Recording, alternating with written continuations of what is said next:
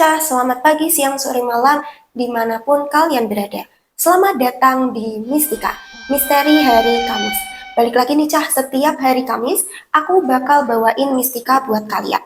Buat kalian yang baru lihat channel aku, atau yang baru mampir ke video aku Cah, makasih banget ya kalian udah mau mampir dan lihat channel aku. Dan buat kalian yang udah setia nonton video aku, mulai dari mistika, para berita, dan juga kilat para berita, makasih banget ya Cah, kalian udah setia nonton video aku. Nah, hari ini Cah, aku bakal bawain salah satu cerita dari Mas Ganteng. Gimana? Cerita ini aku ambil dari Kaskus.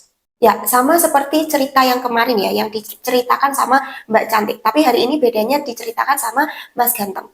Nah, aku ambil cerita ini dari Kaskus berdasarkan pengalaman nyata pengirim, Cah. Di mana? Sebelum kita bahas topiknya, jangan lupa apa, Cah?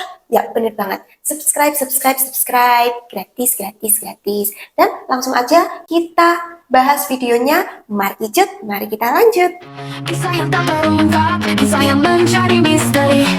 Misteri hari Kamis bukan tentang aku, tapi tentang kisah tersembunyi jauh sunyi dan cerita. Tentu teka-teki misteri. Mistika, misteri hari Kamis. Jogja itu memang kota yang ngangenin buat dikunjungi, Cah. Kota yang punya julukan kota pelajar ini jadi tempat para mahasiswa buat nimba ilmu di sana, Cah. Banyak kampus dan tempat-tempat anak muda yang ada di Jogja, di mana hampir setiap sudutnya ada. Tapi tahu nggak sih, Cah, di balik ramainya kampus-kampus dan angkringan serta tempat-tempat viral yang ada di Jogja, kota pelajar ini juga nyimpen cerita-cerita yang bikin ngeri. Malam ini, di hari ini, kita bakal kupas tuntas 4 pengalaman nyata yang dialami salah satu mahasiswa yang kita sebut saja Mas Joko ya. Supaya gampang ingatnya kita panggilnya Mas Joko. Pengalaman ini dialami oleh Mas Joko dan teman-temannya pas mereka kuliah di Jogja, Cah. Dan langsung aja kita bahas kejadiannya ya, Cah ya. Kejadian pertama ini dialami oleh Mas Joko saat ia masih maba alias mahasiswa baru. Kebetulan kejadian ini terjadi pas malam hari di malam Jumat, Cah.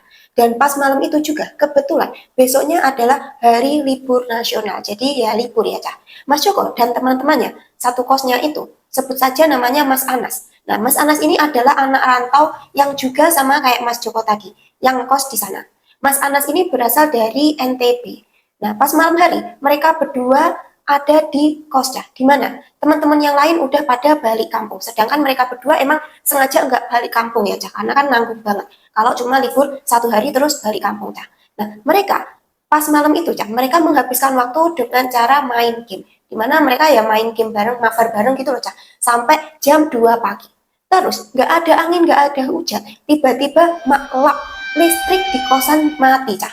Pas mereka lihat di sekeliling kosannya, mereka nggak melihat ada lampu yang nyala. Berarti itu lagi posisi mati lampu total, Cah. Dimana nggak cuma kosan mereka yang mati lampunya, tapi tempat yang lain di sekitarnya juga mati, Cah, pada saat itu. Lalu, pas mereka lihat di sekelilingnya karena udah mati ya, Cah, ya mereka nggak ngapa-ngapain. Mereka cuma ya mainan HP dan ngobrol-ngobrol aja. Tapi tiba-tiba pas mereka lagi ngobrol, mereka ngedenger suara gamelan yang sayup-sayup terdengar jelas, Cah. Gimana? Suara itu kedengeran jelas banget. Nah, dikarenakan posisi ini, Cah, sebenarnya Mas Joko itu dia nggak terlalu percaya sama hal-hal mistis, Cah. Akhirnya ia pun mengajak Mas Anas untuk ngecek sumber dari suara tersebut, Cah. Gimana? Mas Anas pun kayak ya berani-berani takut gitu, Cah. Terus tiba-tiba Mas Joko bilang ke Mas Anas, suara apa kuwi? Ayo dicek dhisik yuk. Dia ngomong dengan logat Jawa ya, Cah ya. Karena kan Mas Joko itu dari daerah Jawa Timur. Tadi aku belum mention ya, Cah. Asal kotanya Mas Joko. Nah, Mas Joko jadi dari Jawa Timur. Jadi dia ngomongnya tetap pakai bahasa Jawa. Dia ngajak si Mas Anas buat ngecek. Ayo dicek dhisik yuk, sangkonti suarane, gitu kan. Dia bilang seperti itu ke Mas Anas. Nah, karena Mas Anas juga penasaran, dasarnya kepoan nih, Cah, mereka berdua nih. Mereka akhirnya pun ngintip ke jendela nih. Terus pas melihat mereka lihat ke jendela, nggak ada apa-apa di luar kosan, Cah. Ya sepi, bener-bener sepi gitu, Cah. Tapi suaranya masih kedengeran. Nah, Mas Joko bilang kalau sebenarnya suara ini tuh kayak suara Kayak kalian pernah lihat komedi monyet nggak sih, Cah? Komedi ketek kalau bahasa Jawanya ya. Itu kayak suaranya tuh ada, maksudnya suaranya tuh samar-samar kayak orang lagi ngadain pentas keliling gitu, Cah. Tapi di sini bedanya nggak ada wujudnya, Cah. Nah, dikarenakan mereka lagi gabut pertama ya, gabut karena mati lampu tadi nggak bisa ngegame, plus si Mas Joko dan Mas Anas emang dasarnya kepoan, mereka pun akhirnya memberanikan diri untuk nyari sumber suaranya, Cah. Dimana mereka keluar naik motor nih, Cah. Naik motor, mereka ngeluarin motor, mereka boncengan, mereka cari sumber suaranya. Dikarenakan mereka yakin itu adalah rombongan kesenian yang lagi ngadain parade, Cah. Suara tadi tuh mengarahkan mereka ke sebelah barat di sekitar Fakultas Teknik UNY. Di mana di sana mereka ngeliat banyak kembang mawar berserakan di jalan, kayak bekas pentas gitu. Tapi mereka enggak langsung pulang ketika mereka melihat kejanggalan tersebut. Bahkan mereka malah makin semangat buat ngikutin dari mana suara itu berasal, Cah. Mereka terus berjalan ke bagian barat dan akhirnya mereka ngeliat rombongan yang mereka cari, Cah. Akhirnya ya, pas mereka selesai muter-muter naik motor tadi, mereka ketemu sama rombongan yang mereka cari-cari, Cah. Dari jauh, mereka kelihatan kayak rombongan karnaval gitu, Cak. Kalau kalian lihat karnaval Agustusan, nah kayak gitu. Kayak karnaval Agustusan. Tapi bedanya, di sini, orang-orangnya pakai pakaian tradisional adat Jawa. Dimana yang perempuan pakai kebaya, yang laki-laki pakai beskap seperti itu, Cak. Dan di sini, rombongannya itu nggak pakai sound gitu, Cak. Jadi bener-bener kayak alat tradisional gitu, gamelan gitu. Di sini, Cak, Mas Joko yang makin penasaran, ia pun makin semangat buat ngikutin parade itu, Cah. Di mana ia berhasil untuk mendekat ke parade itu. Tapi anehnya, Cah, rombongan yang mereka lihat tersebut terlihat sangat serem, Cah. Di mana mereka ngelihat para rombongan tersebut mukanya itu datar, Cah. Ngelihat hal tersebut, Mas Joko dan Mas Anas langsung tancap gas aja dan cabut dari tempat tersebut, Cah. Ya kan, bener. Mereka tuh bener-bener gabut. Tadi awalnya nyari nih, nyari rombongannya di mana. Tapi pas udah ketemu dan tahu bahwasanya mereka bukan manusia, mereka malah ngibrit kabur, ya. Aneh banget pokoknya mereka berdua tuh. Lanjut ke kejadian kedua. Kejadian ini terjadi pada akhir tahun 2011, tepatnya di Condong Catur. Nah, Mas Joko habis nonton konser bareng temennya, namanya Mas Rian ya, di sini. Di sini, Mas Joko cerita kalau mereka nongkrong sampai jam setengah 2 pagi. Di sini, pas mereka balik, kondisi jalan emang udah sepi banget, Cak. Ya, dimana ya jam segitu masa mau rame sih, Cak. Tapi, yang Mas Joko heran, kenapa kok sepinya itu nggak kayak biasanya, Cak? Bener-bener jalanan itu cuma mereka berdua aja, Cah. Kalau sepi yang biasanya kan paling ada beberapa yang itu, Cah, apa namanya, papasan sama motor atau kendaraan lain. Tapi hari itu bener-bener cuma mereka berdua aja yang ada di jalan, Cah. Nah, pas lagi asik-asik nyetir, Cah, Mas Rian tuh teriak. Dia bilang kayak, Mandeko, Mandeko, cok, Mandeko, cok. Dia bilang kayak gitu, Cah. Terus Mas Joko yang ngedenger itu sontak dia ngerem ngedadak ya, Cah ya. Terus Mas Joko tanya, ada apa, gitu. Dia tanya pakai bahasa Jawa yang kayak ini opo toh, ini opo gitu kan. Dia tanya seperti itu. Lalu si Mas Rian tadi bilang kalau saya kayak opo kayak putih-putih loh, kayak opo putih-putih kayak. Terus si Mas Joko pun mengerinyitkan mata ya, Cah. Dia kayak ngeliat kayak apa ya itu? Dia tuh ngeliat jelas banget ada bungkusan putih berdiri tegak di tengah jalan. Nah, terus dia pun bilang ke si Mas Rian kayak, oh ya, kok pocong tuh yang gitu. Ya bener-bener Mas Joko tuh gak takut hantu dia tuh, Cah. Tipe orang yang gak takut mistis-mistis. Mas Rian yang denger jawaban si Mas Joko tadi makin panik dong. Terus dia bilang, lah terus piye iki? Balik apa piye? Apa puter balik aja? Tapi tiba-tiba, Cah, Mas Joko nyalain motornya. Dan tahu gak sih apa yang dilakuin sama Mas Joko? Daripada ia minggir terus putar balik, Cah, dia malah tancap gas. Dan di posisi pas Mas Joko tancap gas tadi, mulai ngedeketin sosok putih tadi. Sosok putih tadi tuh kelihatan makin jelas, Cah. Dan ketika ia melewati sosok tadi, Cah, tiba-tiba sosok tadi tuh terbang ke atas dengan meninggalkan bau busuk yang menyengat, Cah.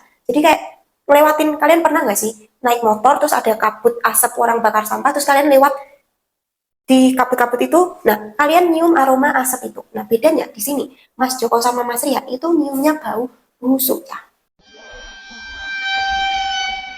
Lalu kita lanjut di kejadian ketiga, Cah. Di mana kejadian ini terjadi di sekitar tahun 2012 sampai 2013. Kejadian ini terjadi di kosannya temennya Mas Joko, Cah. Di mana kejadian ini terjadi di kontrakan temannya Mas Joko yang sedang kuliah di UII pada saat itu. Teman lintas kampus gitu ya, Cah ya.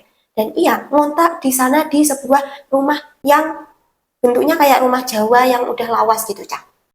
Di mana di kontrakan tersebut terdapat sawah di belakangnya dan pekarangan yang ada di depan kosan, Cah.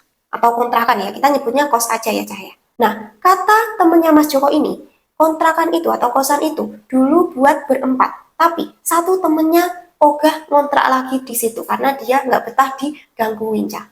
Nah, malam itu Mas Joko nekat numpang tidur di sana. Mereka nginep di sana bertiga, dikarenakan satu temennya tadi ada acara kampus, Cah. Awalnya si mereka bertiga itu asik-asik ngobrol dan merokokan di depan teras. Tapi karena banyak nyamuk serta udah malam ya, Cah, akhirnya mereka pun masuk ke dalam kos. Di mana dua teman yang lainnya itu udah tepar duluan, Cah, alias udah molor, alias udah tidur dulu ya, Cah ya. Sedangkan Mas Joko sendiri masih rebahan di ruang tamu sambil duduk-duduk rokokan terus mainan laptop, Cah. Nah, pas ini Mas Joko duduk-duduk di ruang tamu yang emang kondisi lampunya itu udah pada dimatiin semua, Cah. Tiba-tiba Mas Joko dengar suara grudak-gruduk dari dapur kosan. Gimana? Mas Joko mikirnya itu ya mungkin suara tikus gitu. Tapi tiba-tiba ia ngecium bau melati yang semerbak di seluruh ruangan ya, Cah. Terus Mas Joko yang dari tadi kita tahu kalau dia tuh nggak percaya hal-hal mistis ya, Cah. Dia pun langsung berdiri aja gitu buat ngecek dari mana sumber suara serta bau melati tersebut, Cah. Lalu, ia pun mengintip ke arah dapur, dan dia lihat dua bocah berkepala pelontos. Mereka lagi mainan air di wastafel, matanya merah, dan ada yang aneh, Cah. Mereka punya tanduk kecil di kepalanya, Cah. Ngelihat hal tersebut, Mas Joko langsung aja putar balik ke ruang tamu, Cah. Dia coba bangunin teman-temannya dan ngasih tahu mereka apa yang baru aja ia lihat. Tapi pas ia bangunin temennya, Cak, tiba-tiba aja salah satu temennya yang nggak disebutin namanya, Cak, ia terbangun dalam kondisi mata melotot dan suaranya tuh berat sambil ngomong pakai bahasa Jawa. Minggat kowe, aku ora ikhlas kowe manggon ning omah. Mas Joko yang denger temennya tadi ngomong kayak gitu panik dong, Cak. Gimana? Ia tahu temennya itu pasti kerasukan karena dia juga tahu, Cak, temen yang tadi melotot tadi itu bukan orang Jawa, tapi orang luar Jawa ya, Cak. Jadi nggak mungkin banget dia tiba-tiba bisa ngomong pakai bahasa Jawa, Cak. Di posisi ini, Cak, para temennya yang nggak kerasukan tadi, kedua temen yang lain ya, itu tuh mulai merapalkan doa-doa, di mana mereka membacakan ayat kursi, membacakan surat-surat, Cak, bahkan sampai dikasih air, Cak, mukanya. Tetapi di sini, emang dasarnya si Mas Joko tuh nggak percaya hal-hal mistis, Cak. Akhirnya dia pun menggampar temannya yang kesurupan tadi, Cak. Digambar bener-bener gitu kayak digampar, nggak dibacain doa, digampar aja.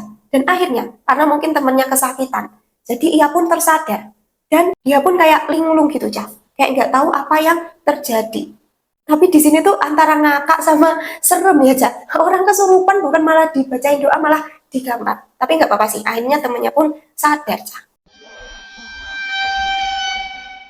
Sekarang di kejadian terakhir, Cak, di mana kejadian ini terjadi di Jembatan Jombor. Nah, ini adalah cerita terakhir dari pengalamannya si Mas Joko, Cak, di mana ia baru aja balik dari terminal. Nah, Mas Joko sendiri mau putar balik awalnya, dikarenakan ia ingat dompetnya dan HP-nya ketinggalan. Tapi karena udah lewat flyover, dia pun cari jalan pintas supaya nggak terlalu muter jauh. Posisi di sini, Mas Joko pulang pas lagi tengah malam, Cak, dan udah mulai gerimis. Di mana? Pas di bawah jembatan yang kondisinya udah gelap banget, Cak. Cuma ada lampu, beberapa lampu ya, Cak, yang nyala di pinggir jalan. Ya, remang-remang gitu, Cak. Nah, samar-samar si Mas Joko itu ngelihat ada cewek pakai baju merah panjang dengan rambut yang terurai. Ya kayak aku gini ya, rambutnya terurai gitu, Cak. Nah, awalnya Mas Joko itu gak mikir yang aneh-aneh, karena kan emang dia nggak percaya hal-hal mistis ya, Cak. Dan dia bahkan sampai berpikir bahwasanya itu adalah seorang bences alias bencong gitu, yang lagi makal di sana, Cak. Soalnya daerah situ memang dulunya tuh banyak orang yang suka dandan-dandan kayak gitu terus mangkal di sana. Ya udah, ia pun naik motor ya biasa, naik motor gitu ya Cah ya. Melewati si cewek itu. Tiba-tiba si cewek itu tadi manggil nama Mas Joko kayak, Mas Joko. Terus Mas Joko pun heran kan, loh kok dia tahu namaku ya? Nah, tiba-tiba aja badannya si Mas Joko tuh membeku kayak nggak bisa gerak gitu. Dan seketika motornya tuh mandek. Ya kayak nge-freeze tiba-tiba kayak, "Loh, gitu, Cah." Terus tiba-tiba sosok yang manggil Mas Joko tadi, Cah, mendekat ke Mas Joko dari belakang ya, Cah. Dia bisa ngelihat dari kaca spionnya, Cah. Dimana pas dia ngelihat ke kaca spionnya, Cah, wajah dari cewek tersebut terlihat mulai meleleh dan kulit-kulitnya copot. Hanya menyisakan daging dan bola mata yang merah, Cah. Di sini Mas Joko coba buat teriak, Cah. Tetapi ya nggak keluar suara sama sekali, Cah. Nah, pas tegang-tegangnya, Cah, tiba-tiba ada seorang bapak-bapak yang lewat dan nyamperin Mas Joko. Gimana? Bapak itu tanya, kenapa Mas? Terus tiba-tiba Mas Joko pun kembali normal, Cah, dan dia bisa bergerak. Terus dia bilang, nggak apa-apa Pak, nggak apa-apa Pak, nggak apa-apa Pak. Nah, terus tiba-tiba bapaknya tuh seolah-olah tahu apa yang terjadi ke Mas Joko. Terus bapaknya bilang, makanya Mas kalau lewat sini tuh nyalain klakson sambil baca-baca doa supaya nggak digangguin sama si merah. Nah, bapaknya udah tahu apa yang terjadi sama Mas Joko. Paling juga banyak juga ya Cah yang mengalami kejadian yang sama kayak Mas Joko. Jadinya bapaknya apal Cah. Lalu mendengar nasihat dari bapaknya tadi Cah, Mas Joko pun langsung aja tancap gas dan pulang ke kosannya. Terus dia langsung aja wudhu dan sholat Cah. Dikarenakan dia benar-benar kejadian itu tuh benar-benar bikin Mas Joko itu takut banget Cah. Dari cerita Mas Joko tadi, Cak, kita tahu kalau dimanapun kita berada, pasti ada aja makhluk tak kasat mata yang hadir. Walaupun kita percaya ataupun enggak, kita tetap harus menghargai keberadaan mereka, Cak. Dengan cara menjaga sikap kita dan juga tingkah laku kita, Cak. 4 kisah horor yang dialami Mas Joko pas dia ngerantau di Jogja tadi, bener-bener serem banget nggak sih, Cak? Kalian pernah nggak ngalamin kejadian yang mirip sama kejadiannya Mas Joko tadi? Atau mungkin kalian mengalami kejadian yang lainnya, Cah? Oke, Cah, sekian cerita tentang pengalamannya Mas Joko ketika ia merantau di Jogja, Cah. Coba tulis di komen, siapa tahu kalian punya pengalaman yang sama nih, kayak Mas Joko tadi. Yang berkuliah di Jogja ataupun yang berkuliah di tempat lain. Kalian bisa komen di bawah ya, Cah, ya, supaya kita bisa diskusiin bareng-bareng pengalaman kalian. Dan jangan lupa juga kalau kalian punya cerita-cerita menarik, kalian bisa DM di Instagram aku ya, Cah. Di sini loh, Cah, Instagram aku. Kalian bisa DM. Dan kalian juga bisa kirim personal WhatsApp kalau kalian punya WhatsApp aku. Cerita pengalaman pribadi kalian supaya aku bisa bawain cerita kalian dan kita bisa diskusiin bareng-bareng di video aku, Cah.